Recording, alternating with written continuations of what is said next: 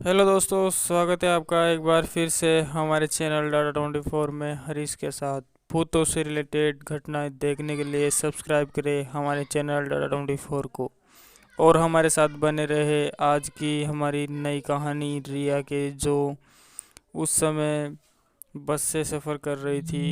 Actually उसे कहीं जाना था। बस में सफ़र के चलते उसके साथ ये घटना घटी, जिसे सुनकर आपके रोंगटे खड़े हो जाएंगे। पूरी कहानी सुनने के लिए हमारे साथ वीडियो के अंत तक बने रहे। तो दोस्तों, शुरू करते हैं हमारी आज की घटना। हेलो दोस्तों, मेरा नाम है रिया और मैं राजस्थान के टोंक ज़िले से हूँ। वैसे तो उस समय बेरोज़गार थी, लेकिन मेरी पढ़ाई कंप्लीट हो चुकी थी और अभी मैं गवर्नमेंट टीचर हूँ। ये बात है सन 2019 की समथिंग, दिसंबर का महीना चल रहा था। मुझे मेरी बुआ के यहाँ जाना था। मेरी बुआ गुजरात गांधीधाम में रहती है।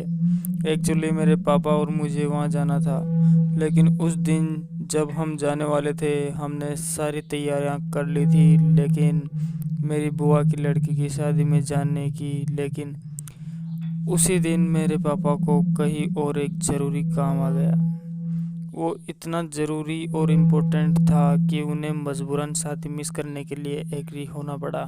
उन्होंने कहा, बेटा रिया, आज मैं तो वहाँ नहीं जा सकता, लेकिन कल जितना जल्दी हो सके मैं वहाँ पहुँच जाऊँगा, क्योंकि बारात तो परसों आनी है तेरी।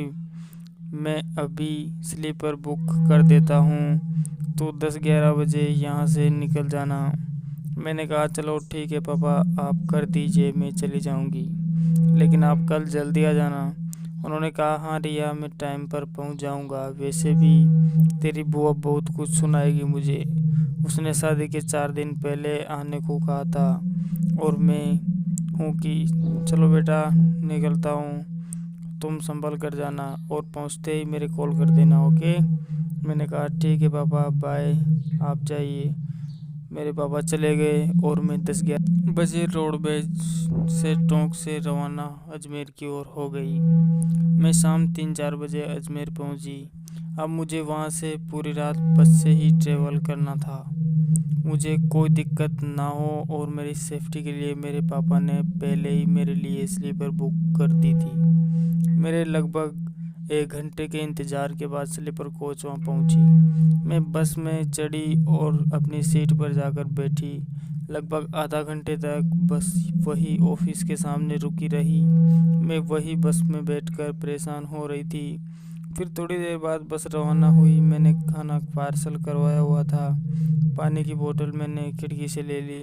रात के करीब 9 बजे मैंने खाना खाया और मैं सो गई। मुझे नींद आ गई। रात के करीब 12-1 बजे मेरी नींद फिर से वापस खुली और मैं उठी।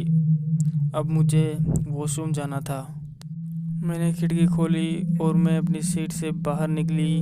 आगे ड्राइवर के पास गई और पूछा, भैया अब ये बस कहाँ रुकेगी? वो क्या है ना, मुझे वॉशरूम जाना है। उसने कहा, हाँ मैडम, अभी 2 किलोमीटर आगे अपना ऑफिस है, 10-15 मिनट वहाँ बस रुकती है, तभी चले जाना आप। मैंने कहा, ठीक है भैया, थैंक्स, और मैं वापस अपनी सीट पर आकर बैठ गई। थोड़ी देर बाद बस रुकी और मैं नीचे उतरी और मैं जब वापस बस में चढ़ी तो मैंने देखा कि एक 10-11 साल की मासूम बच्ची फटे पुराने कपड़े पहने हुए बस की गैलरी में लेटी हुई है। शायद वो वहाँ से ही बस में चढ़ी होगी।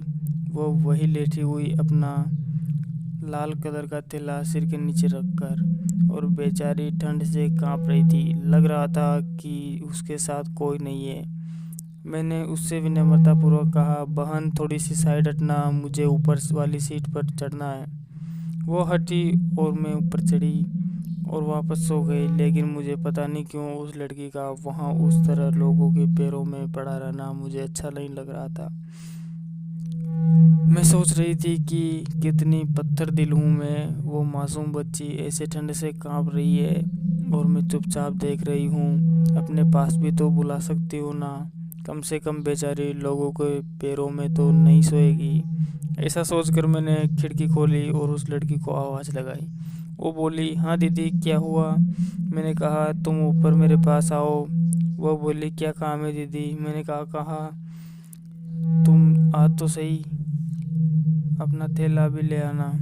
वह अपना थैला उठाकर ऊपर चढ़ी और मेरे पास बैठ गई। मैंने पूछा, नाम क्या है तुम्हारा? उसने कहा, जी मैना। फिर मैंने पूछा, कहाँ जा रही हो आज, और तुम्हारे साथ तो यहाँ कोई नहीं है? उसने कहा, दीदी मेरे मम्मी पापा बचपन में ही गुजर गए।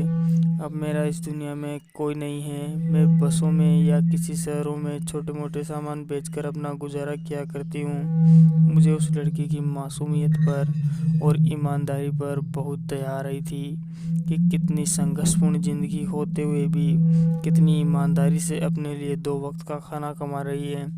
फिर मैंने अपने बैग से मूंगफली की थैली निकाली और उसके हाथों में थमा दी। कहा, मैना तुम मूंगफली खाओ, आज तुमने खाना खाया?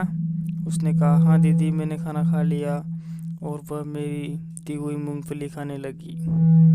उसकी ज़िंदगी के प्रति मेरे सवाल ख़त्म ही नहीं हो रहे थे और वो एक एक का बड़ी ही विनम्रतापूर्वक जवाब दे रही थी। रात के 2 बज गए। फिर मैंने सोचा, बेचारी को नींद आ रही होगी, अब ज़्यादा परेशान करना नहीं चाहिए। मैंने कहा, ठीक है मैना, अब हम सो जाते हैं। उसने कहा, हाँ दीदी मुझे भी नींद आ रही है। मेरे पास सिंगल स्लीपर थी। हम दोनों एक दूसरे की तरफ पैर करके सो गए। मुझे नींद आ गई। लगभग अभी 4 भी ठीक से नहीं बजे होंगे कि मेरी नींद वापस खुल गई। उठते ही मैंने देखा कि मेरे पास एक औरत सोई हुई है। एकदम से उस औरत के अपने बगल में देखकर चौंक उठी और वह औरत गहरी नींद में सोई हुई थी। उसका चेहरा मुझे दिख नहीं पा रहा था। मैं अपनी खिड़की खोलने लगी लेकिन वह भी नहीं खुल रही थी और मैंने ठीक से देखा तो वही थैला जो वो लड़की अपने साथ लिए हुए थी, मुझे उस औरत के सिर के नीचे देखा। मैं और ज़्यादा सोच में पड़ गई कि अगर वह लड़की चली भी गई तो यह अनजान महिला बिना कुछ कहे बिना कुछ पूछे मेरे साथ कैसे सो सकती है, और यह उस लड़की का थैला भी तो यही है। इसे छोड़कर वह भी कहाँ जा सकती है? जब मैंने खिड़की से बाहर देखा तो आसपास वो लड़की भी नहीं दिख रही थी। आखिर वो गई कहाँ? मेरे मन में सैकड़ों सवाल उठ रहे थे, लेकिन उस महिला को नींद से जगाने में मेरे हाथ कांप रहे थे और मैं अपनी खिड़की खोलने का बार बार प्रयास कर रही थी लेकिन वह भी नहीं खुल रही थी। फिर उस औरत ने करवट बदली। उसका चेहरा पूरा जला हुआ लग रहा था, जैसे किसी ने ऐसे डालकर जलाया हो, और करवट बदलते ही उसमें अजीब सी गंध मुझे आने लगी। फिर मैंने उसके पैरों की ओर ध्यान किया तो वह भी उल्टे थे। यह सब देखकर मैं डर से कांपने लगी और एक पल के लिए मेरी हलचल बंद हो गई। सांस जहाँ था वहीं अटक गया। अब मुझे सांस लेने में भी डर लग रहा था कि मैं सांस लूँ तो कहीं इसे पता नहीं चल जाए और मुझे यही ख़त्म कर दे। फिर आंख बंद करके अपने पैरों को समेटकर एक कोने में बैठ गई और हनुमान चालीसा के मुझे 3-4 श्लोक याद थे। मैं उनका बार बार दोहरान करने लगी। लगभग 10-12 मिनट तक मैंने आंखें नहीं खोली और फिर जब थोड़ी सी आंख खोलकर मैंने देखा तो वो चुड़ैल गायब हो चुकी थी। ना वो थैला मुझे वहाँ दिखाई दे रहा था और ना ही वो चुड़ैल। फिर मैंने चैन की सांस ली और मेरी जो खिड़की थी मेरे एक प्रयास में ही खुल गई। मैंने अपने सफ़र के एंड तक उसे खुला ही रखा कि अगर बंद रखी तो वो चुड़ैल फिर से मेरी सीट में आ जाए। दोस्तों, मेरा वो सफ़र बहुत ही खौफनाक और दहशत भरा हुआ था। वो मुझे आज भी अगर कभी याद आए तो मेरी रूह कँपा उठती है। तो दोस्तों, ये थी हमारी आज की घटना।